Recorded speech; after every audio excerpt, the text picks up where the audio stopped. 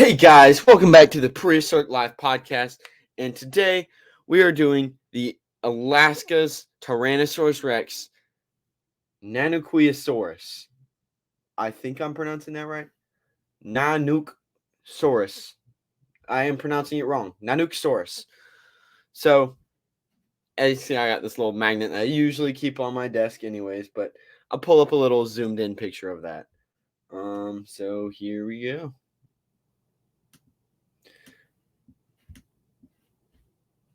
As you can see, it looks like a tyrannosaurid, a theropod. So it's got the big old powerful back two legs. It's got the tiny two front arms. It's got the very tyrannosaurid head with the long tail, but as you can see, it's covered in feathers. This is because it lived in Alaska. So don't be surprised that it had feathers because it's an Alaskan T-Rex. This one depicts it with spots that could be hit or miss. I wouldn't actually know.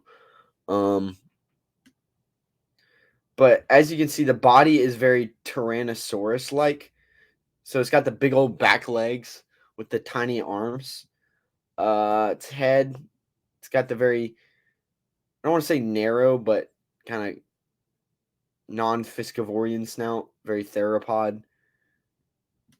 And it does seem to have lips so that you don't just see its teeth. But yeah, I mean, that's what Nanuqsaurus looks like. So let us go into some statistics of the Nanuqsaurus. That's not what I wanted to open up for right now.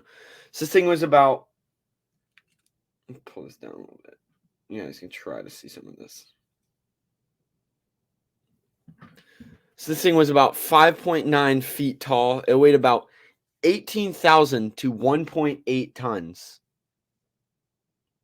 So it was a fairly big boy. It was about 19.69 feet long. Its diet, it's a carnivore. It's a large theropod. Actually, it's a medium, kind of small theropod because there's a lot of dinosaurs bigger than it. It's a tyrannosaurid. It was found in the USA, mainly Alaska, in the Prince Creek Formation. It lived in packs of 2 to 3-ish. It lived in polar woodlands. It used feathers for possible insulation and warmth and heat. It used teeth and tail, possibly. And with its size, it could very well have used some kind of pouncing to take down prey.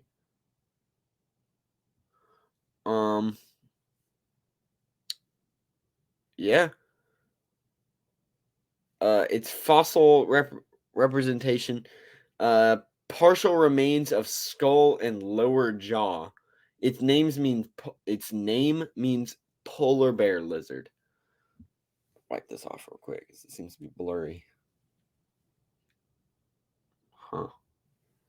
But yeah, so that is the polar bear lizard, the Nanuqsaurus.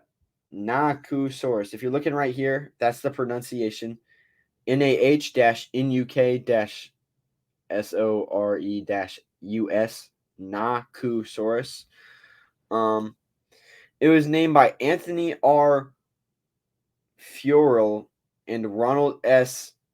Tarkowski in 2014. So this is a fairly new dinosaur, considering that it was found in 2014.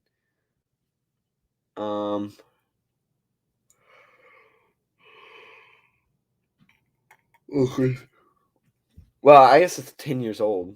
Next year will be the 10-year anniversary of Nanuqsaurus. Maybe I should have done this one next year. Nah, I'm overthinking. Back in the Cretaceous, North America was divided into two land masses due to the presence of the Western Interior Seaway.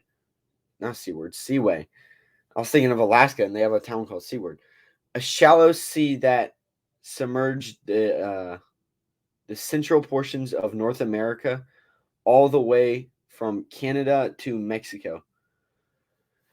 These two land masses were Appalachia in the east and Laramida in the west. And with the Nanuqsaurus holotype fossils coming from Alaska, we know that this Tyrannosaurus lived in North Laramida. This is considerably. This is consider. Blah, blah, blah, I can't read this day. This is considerably further north than many of the famous and large North American Tyrannosauruses. Tyrannosaurs. It should be Tyrannosaurs. Tyrannosauruses doesn't sound right. Well, North American Tyrannosaurus, which has led to a lot of sudden interest in about Nanuqsaurus. Also, I don't. It just being a large tyrannosaur, y'all can't read this at all. A large tyrannosaur from Alaska in general, I think just changes it. Just because, I mean, I'm gonna scroll this up so y'all guys can look at this information, because this is stuff that y'all actually probably can read. It being just like a large dinosaur from Alaska, I feel like changes it all together.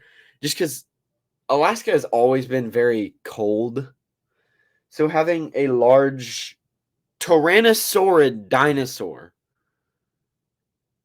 that just existed up there kind of is like, what's going on up here, where those things existed. Because Nanuqsaurus seems to, have lived so far north, they would have lived in much colder environments than that experienced by the southern Tyrannosaurus. So I guess they're just talking about actual T-Rex. This in turn has led to the suggestion that Nanuqsaurus may have had at least a covering of insulatory feathers over its body in order to better survive this environment. There is no direct fossil evidence that proves that Nanuqsaurus had feathers, but the discovery of Urotyrannus in China and also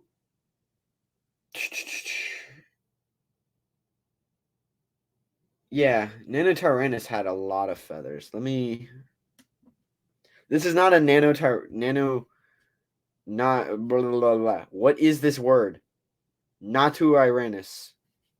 I didn't look at Utyrannus. Sorry, I'm looking at the wrong word. I said Nanotyrannus, and I'm saying Utyrannus. But we're not doing Utyrannus. We're doing Nanuqsaurus. In China, the cooler environment divide larger. Where was I? Also interpreted as living in. What am I? Yeah, as living in cold environments proves that at least some of the larger tyrannosaurs were feathered all over. So this is probably one of those dinosaurs that really help with the idea of T-Rex being feathered due to it having feathers and living in a cold environment.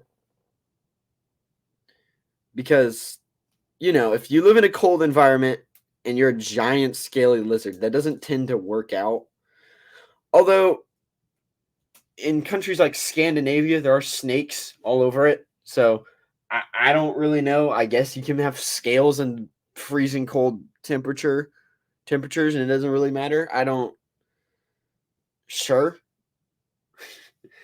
Because of the incomplete status of the preservation of the holotype remains, only the best guess is available for the size estimate of Nanuqsaurus. So this size might not even be accurate.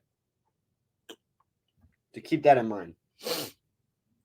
This, however, does show that if the adult size was about 6 meters long, then it is possible for the small size of Nanuqsaurus may have been a result of living in its environment. Well, yeah, I mean, it wouldn't have a lot of. So how can I put this? Large theropods tend to have large prey and have a vast amount of food. T-Rex had access to a lot of herbivores and a lot of large herbivores like ceratopsians and hadrosaurs. So they definitely were able to grow bigger than other theropods. Like Velociraptor didn't have a lot in its time, in its location. It didn't really have a lot of access to. It did have some of those larger dinosaurs, but they were also smaller, so they definitely evolved to have feathers. That's a different story. Especially if prey resources are scarce, like I just said. Also, in the interest, it has the other predatory dinosaurs of the region, such as Troodon, are known to have grown half as big again as their southern relatives. Gigantism is a surprisingly common method that animals adapt to cope with colder climates. Because the greater mass of their I was about to say biology, but its bodies offers more insulation for the internal organs. So basically, it packs on a bunch of fat. It packs on a bunch of fat to keep warm. Think of it like blubber for things like seals and walruses and whales.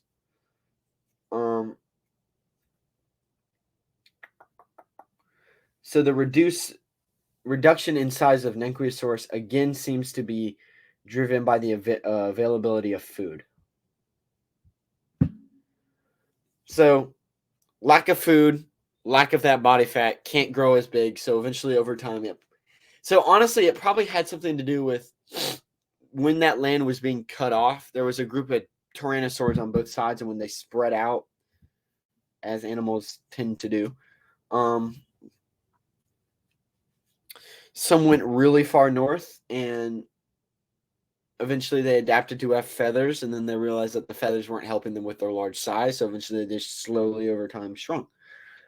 Although the skull of Nanuqsaurus is incomplete, it does show that Nanuqsaurus would have had a heightened sense of smell, perhaps proportional, even greater than that of Tyrannosaurus.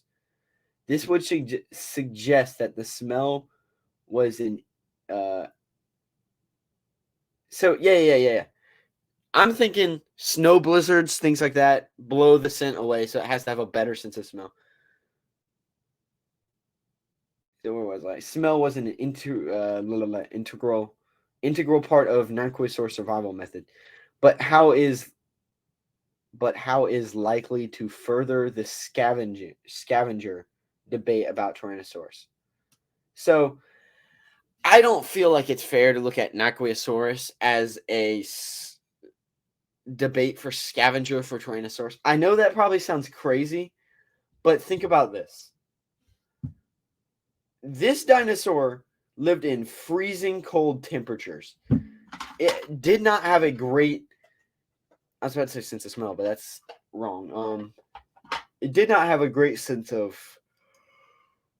sorry, it's early. It didn't have a great sense of, what would be, not sense, but it didn't have a great amount of food. It didn't have that hundreds of Ceratopsians and Hadrosaurs coming in over and over and over again. It didn't have that. So it probably ate whatever it could get its teeth on. Oh, tiny dead lizard, bite. We lucked out and found a giant dead Pachyrhinosaurus. It'd probably chat on that. A sense of smell could be used to track living animals that otherwise might not have been easy to spot in the polar gloom. In addition, this sense of smell may have been used to sniff out carrion, or perhaps even the kills of Troodon, which had exceptionally good eyesight. This thing keeps dimming and brightening. I need to stop doing that.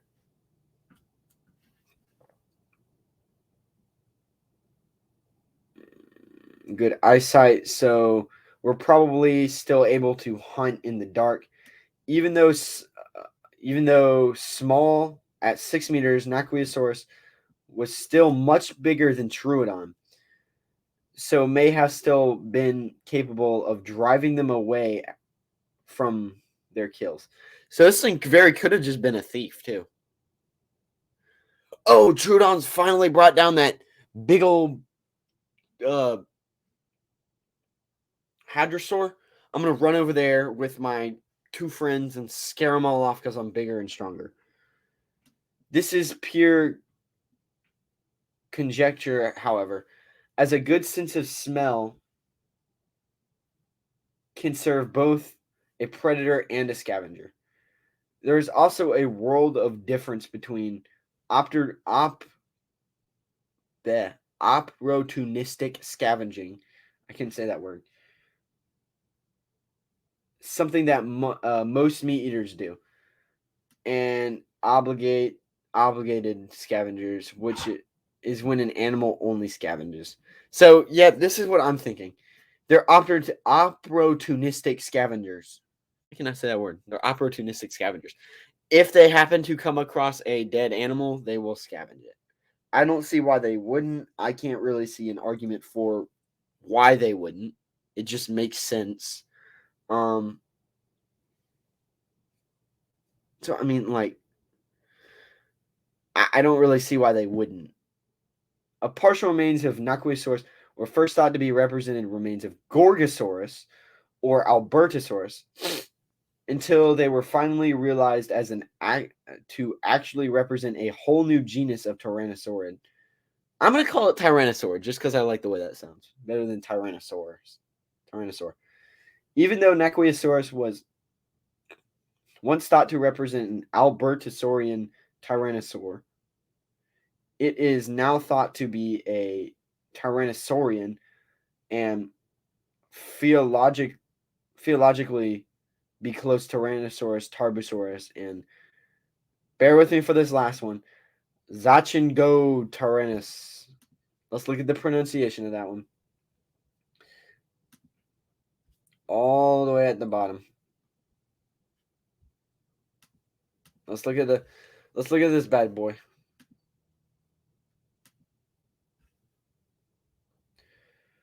Zuching Tyrannus. Zuching Tyrannus. The thing looks cool. I like it. I like to look at that bad boy. And there's not a lot on it at all. Okay. Maybe I'll cover it just because it will be a quick episode one day. But let's go back to Nanuqsaurus. I wish I had a colored picture of this bad boy. Because I like the look of this. If Nanuqsaurus spent most of its time living in the region where the holotype was found and was not merely passing through, then these Tyrannosaurus would experience a greater seasonal variation that other Tyrannosaurid genera living farther south. This variation could include extended periods of daylight in the summer months and extended periods of darkness in the winter months. So this thing was probably the first psychopath Alaskan resident. I went to Alaska and it was in the summer. It was daylight. They only had 2 times a day. Usually you have sunrise, you got dawn, then you got daytime, then you got like midday, then you got afternoon, then you got sundown, then you got what come after sundown? Or no, yeah, sunset, then you have sundown, then you have night, then you have midnight in the cycle. That's usually 9. They had 2 times, daytime and dim time. It was day and then it was dim. It didn't get dark. Look. Usually when it gets dark outside in a lot of places, outside of a few street lights, that's pretty much what you get in most places at nighttime. You can still kind of see. There'll be like a street light here. There'll be like a street light here. So you can I'm mainly focusing on this area.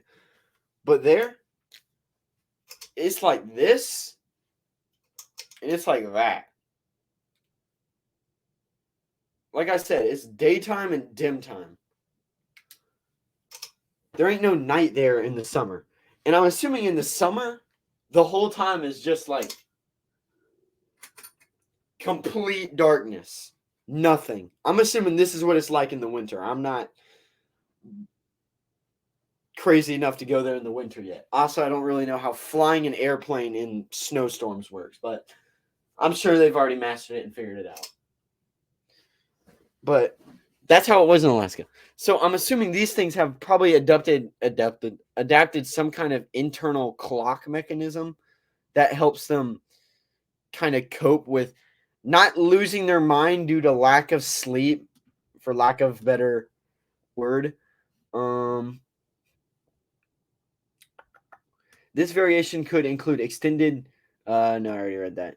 This may have also brought other seasonal availability of prey with dinosaurs such as ceratopsians and hadrosaurs, moving further north to feed upon fresh plant growth in the summer, then migrating south for in the winter.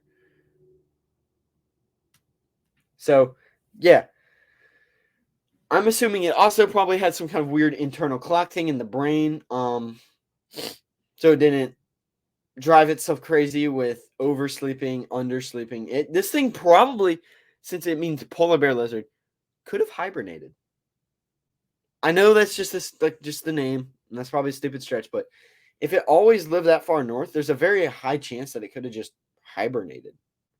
A lot of mammals do that, so I don't see why this thing would be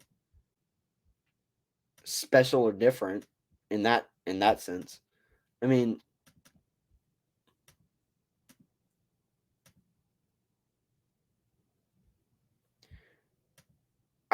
it's the polar bear lizard.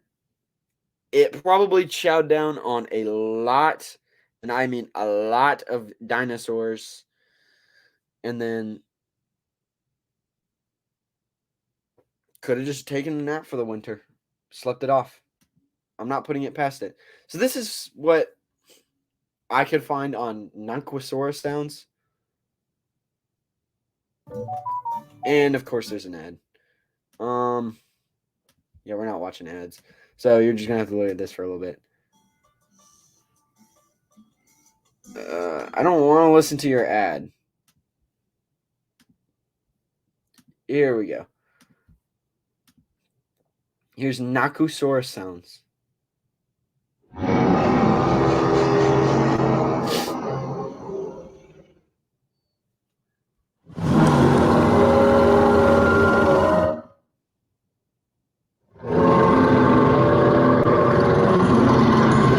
So very bellowy.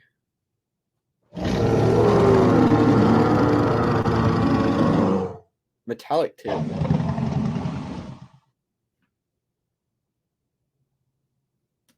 It seems to be like a metallic.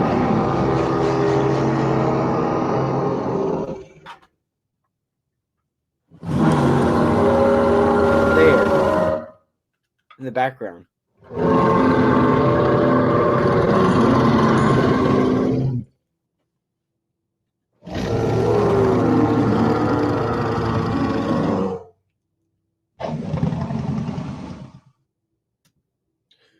So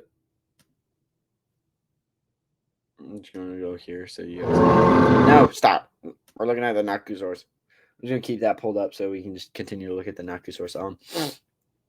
So yeah, I mean, when I went to Alaska, I would have loved to go to the Prince Creek Formation and look at Nanuqsaurus and um the hadrosaur they had there and Pachyrhinosaurus and the Troodons. I would have loved to go and visit that.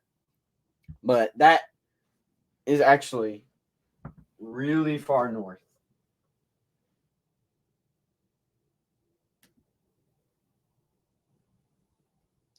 Take this off.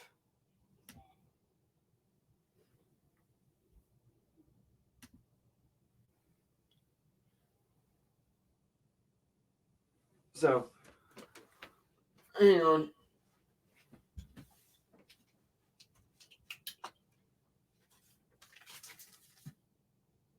As you can see, Nanuqsaurus is right there.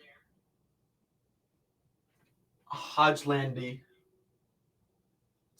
This big bad boy right here. So Prince Creek is right about. Ooh,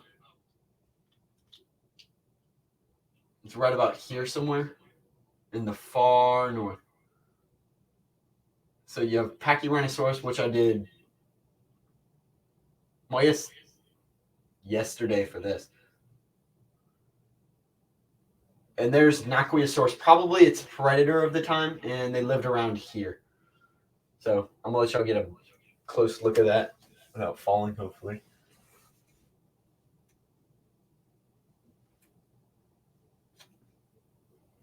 Get a good look at that. Try to give you some light on it. It's not working.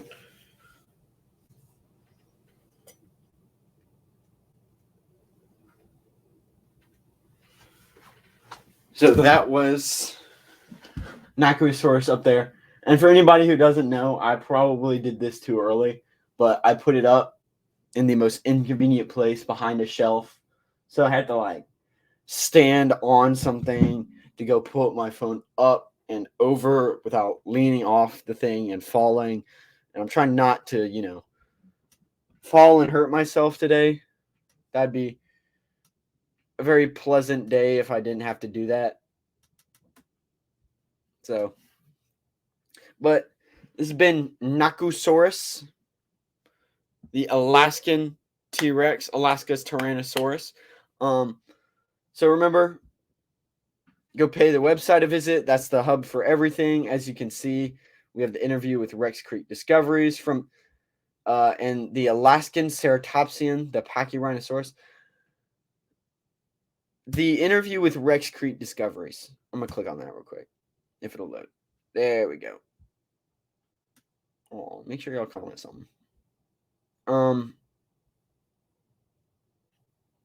So I do know that everywhere else it's audio only. I'm sorry for that. I think it's this one. But you can go watch it on YouTube. And the actual video should be there. Yep. Yeah, the actual video is there. So go check it out on YouTube because that's where the video is. But other than that, please go check out the page. From here, you can get to the YouTube, the Instagram. From there, you can get to YouTube. You can get to Instagram. You can check out that. So yeah, go check out the interview with Rex Creek Discoveries. Just because, especially on YouTube, because that's just where it is. And here's the Instagram. From here, there's some stuff missing, I feel like. Here, let me reload this.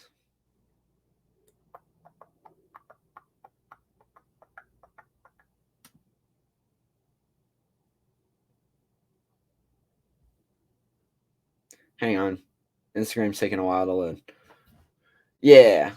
We made it to 5,000 plays on the I was about to say semantics. On the analytics of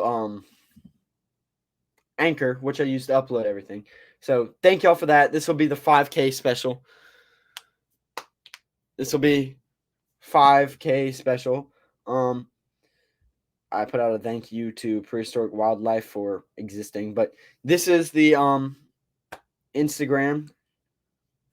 So please go check that out. Here I'm going to upload all of the interviews on the story with like a link to them very soon. So please go check that out. This is where you get all the additional content.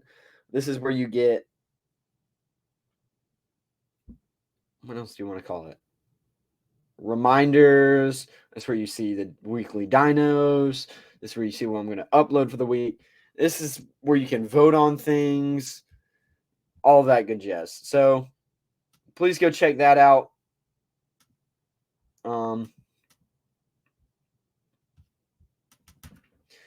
that's basically just extra content. And go check out the YouTube. We have over 50 videos apparently and 25 subscribers. But this is where I try to upload everything fairly early. I see that. No, YouTube's doing the same thing. It didn't update. Gotta reload it real quick. But YouTube is where I try to upload everything a little bit more early. Yeah, Alaskan ceratopsian. Pachyrhinosaurus. YouTube is where I try to upload everything a bit early. A bit earlier to kind of push y'all to go look at it there too. But other than that, I'm everywhere where you find your podcast. Clearly you found it, so Spotify and all that. So please go check those places out. And I'm your host, Eric Crawford. I will see you all next time. I think next week I have an interview with somebody. Today's the 14th. Next Tuesday, I have an interview with Tyrannosaurus. I'll let them speak on themselves a little bit there. I don't want to spoil anything.